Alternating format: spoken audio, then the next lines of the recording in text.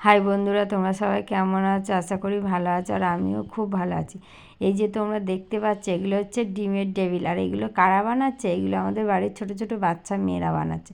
কারণ শীত পড়ে গেছে আর ওদের পরীক্ষাও হয়ে গেছে। ওরা এই শীতের বিকালে প্রতিদিন কিছু না কিছু বানাবে। যেমন আজকে বানাচ্ছে ডিমের টেবিল, আবার পরের দিন কিছু না কিছু ওরা জোগাড় করে ফেলবে। সবাই মিলে টাকা দেবে, দিয়ে কিছু না কিছু কিনবে, কিনে ওরা আবার পিকনিক শুরু করে দেবে।